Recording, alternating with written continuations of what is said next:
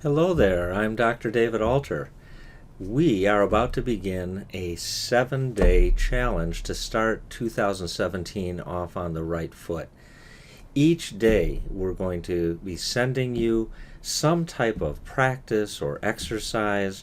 It could be a writing exercise, it could be an audio a meditation practice that I'll be sending to you.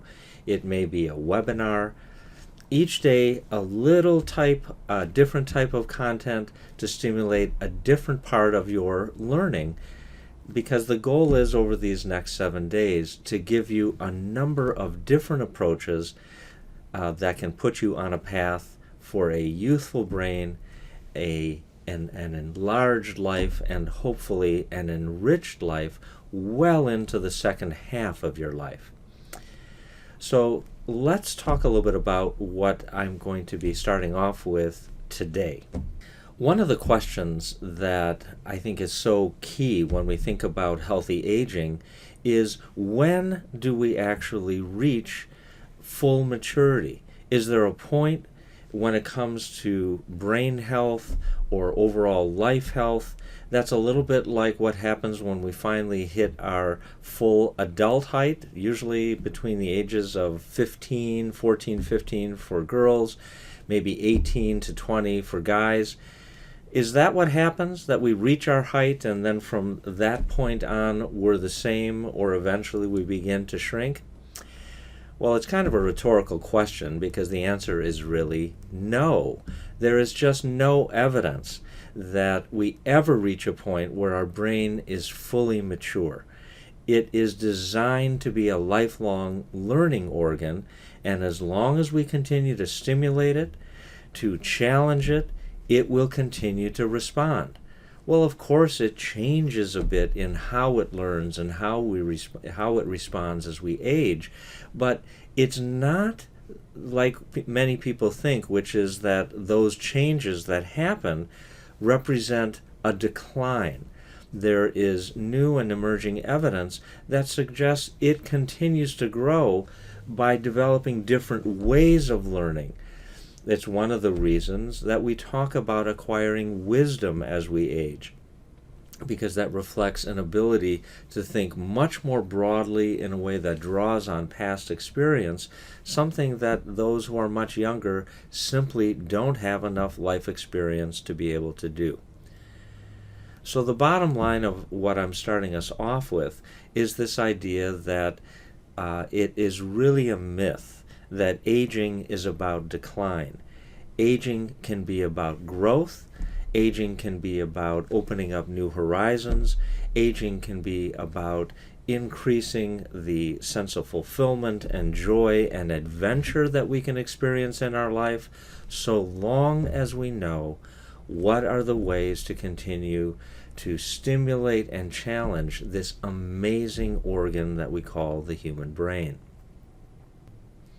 A second important message that I want to share with you right off the bat is that so many of the people that I see really come to believe that their past is the best predictor of their future. That's true for people I see with traumatic histories where their upbringing was really, really difficult.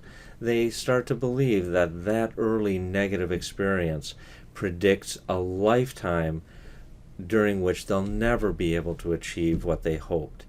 Or people with depression who come in with the sense that since they've struggled with the depression, it automatically means that their future will somehow be foreshortened. Or people with anxiety, panic, post-traumatic reactions tend to believe that the past is the best predictor of the future. The research that I've done that went into my book Staying Sharp really suggests that that's just not true. Our past is a predictor of a possible future, but it's not the guaranteed predictor of all the possible futures that we could live.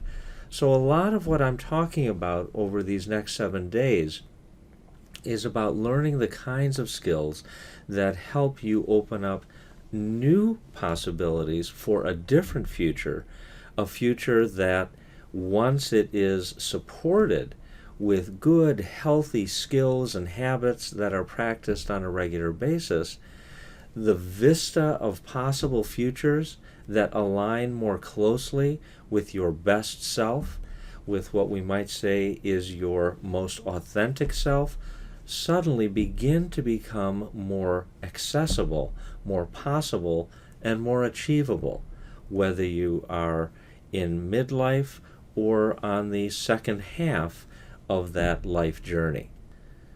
What I would like to spend a fair amount of time on this first introductory video on day one of our 7-day challenge is what I playfully call the power of re, R-E, the power of re.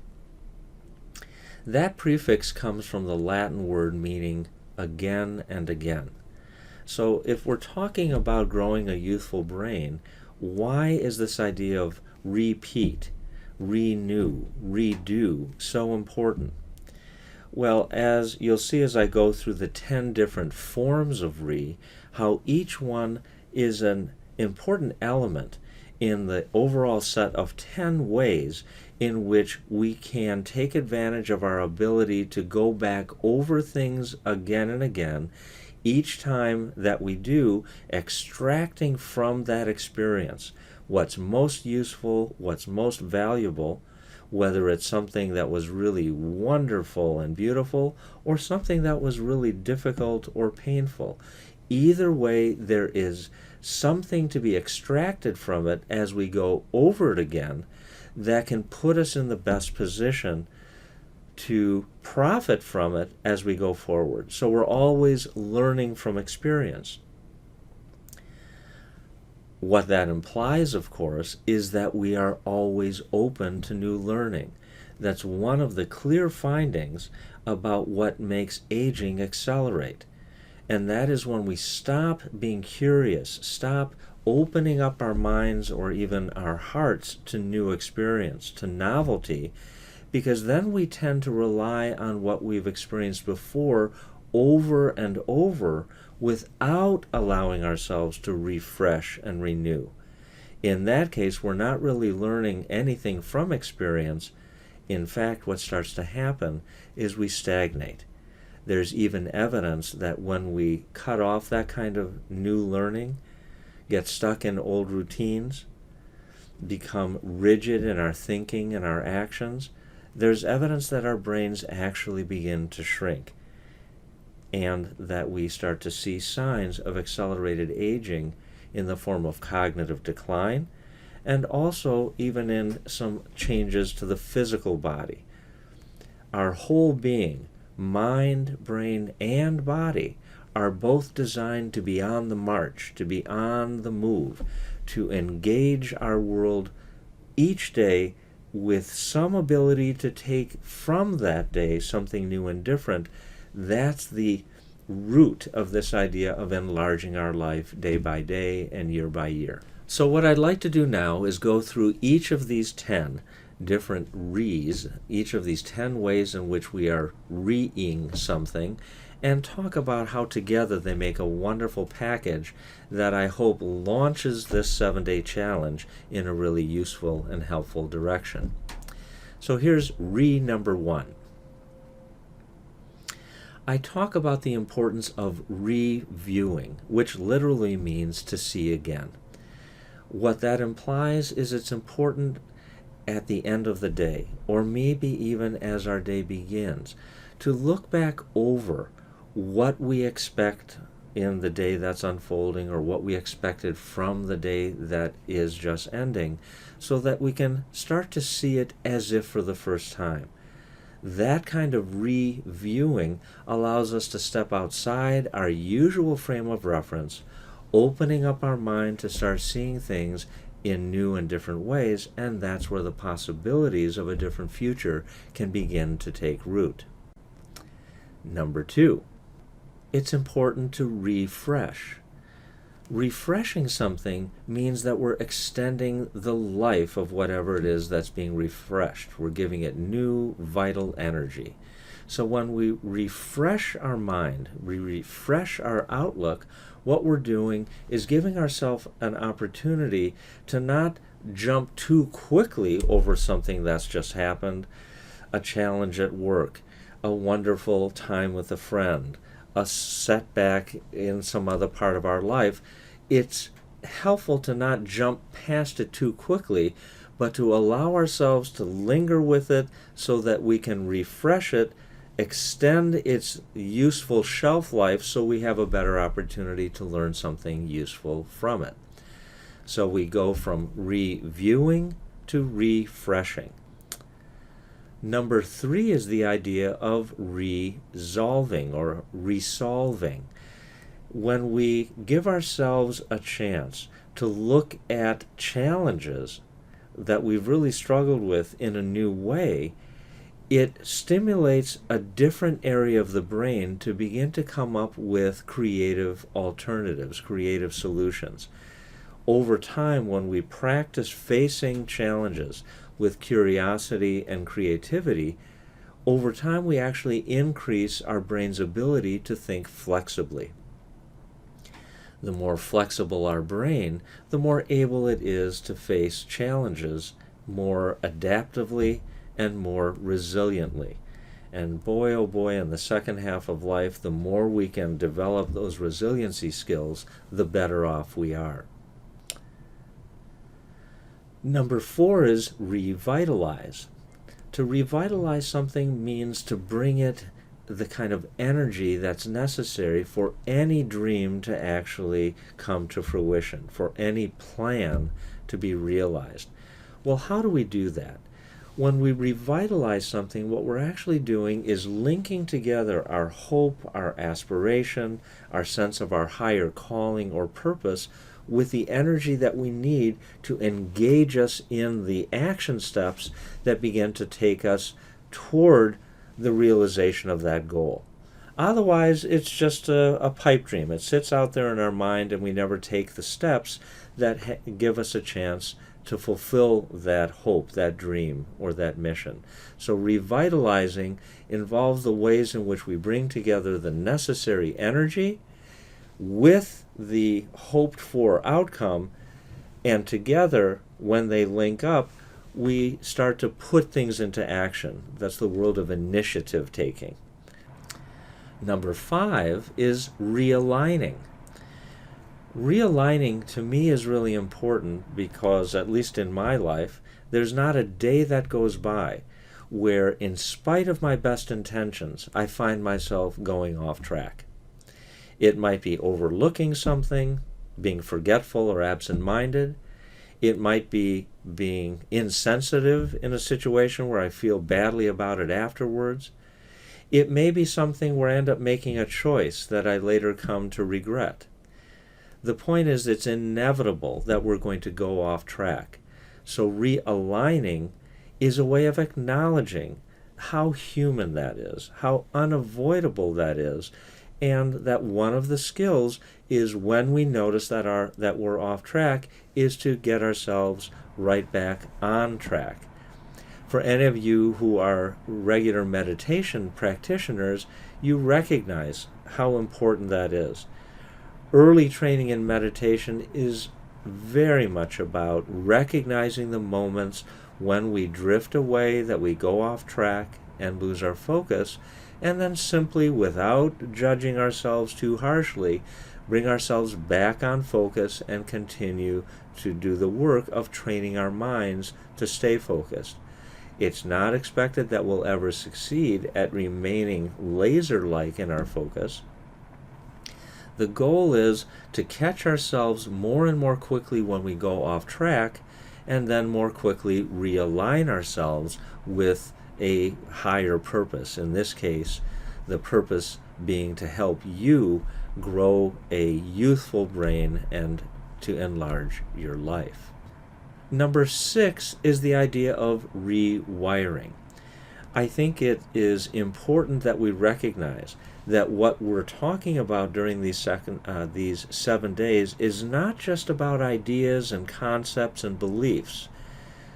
What we're actually talking about is a way in which we restructure the networks in our brain. We are rewiring the neural pathways, making it more and more likely that as we practice these youthful brain habits, they become more and more second nature, because we've rewired the pathways, making those habits the pathways that are more likely to be activated in the course of our day. So we're literally restructuring and rewiring our brains. Number 7 is to remind ourselves when we've gone off track, to bring a greater degree of self-awareness, to be more present to what we do during the course of the day, so when we veer off in one way or another, we're more quickly and more likely to be aware of that deviation and make the necessary course correction. Being mindfully aware is about being present. In relationships, it's what helps us to be more intimate. It's in our work what helps us to be more efficient and more focused. In general, it's about showing up in an aware and present way to the unfolding moments of each and every day. Number 8 is to remember, to bring back together certain qualities of mind and brain that often get separated in the course of our day-to-day life. And that is to bring together a sense of yearning and passion and desire, sort of the fire, the intensity that helps us be more likely to stick with a particular course of action, even in the face of setbacks, obstacles, or challenges. When we link to that sense of remembering, we're much more likely to recognize that even when we're struggling, that struggle, in a sense, involves just a small part of us, that our sense of who we are is bigger than that. To remember that any particular challenge or illness or struggle or pain is not something that defines all of who we are, that our sense of self is bigger than that, and it's really helpful to remember that so that we can endure and persevere in the face of the struggles that are inevitable in anyone's life. Number 9 is to request.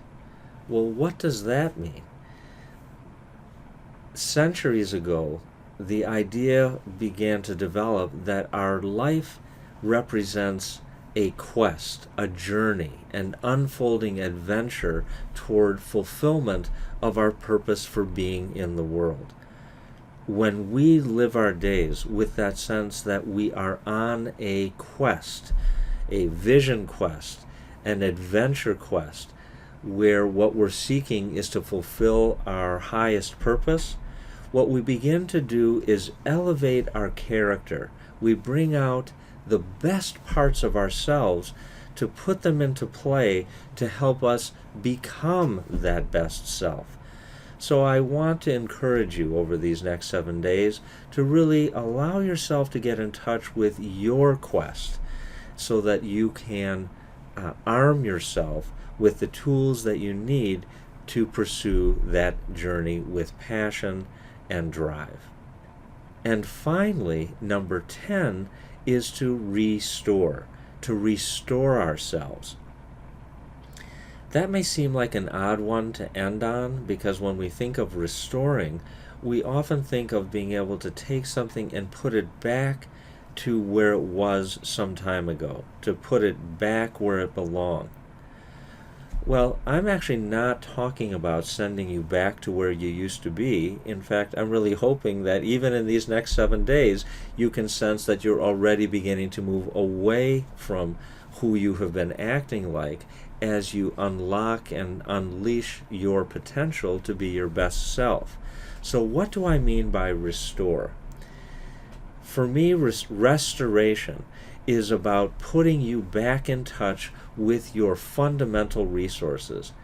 I'm a big believer, and I think a lot of research supports this, that we are born into this world with all the resources that we need to live a really full, meaningful, and impactful life. Struggles, challenges, frustrations, and setbacks can disconnect us with that original sense of resourcefulness, but it's not as if those resources aren't there. Many of the clients I see work hard to discover that, in a sense, all along they had what it took to face the challenges and to achieve the goals that they had for themselves. What was lacking was the ability to access those resources effectively and the skills to know how to put those resources to work for them. So I end this first day video with an invitation that over these next 7 days, you begin the process of restoring yourself to your best self, and to bring that best self forward as you work your way toward that youthful brain, that enlarged life, and that meaningful, enriched life that I want to help you to get to. Thanks for signing up for this 7-day program. I look forward to sharing more information with you each day over the next 7 days. And then for those of you who continue to stay involved, there'll be new content, new material that I continue to release every month. Looking forward to connecting with you soon. Until tomorrow, bye-bye.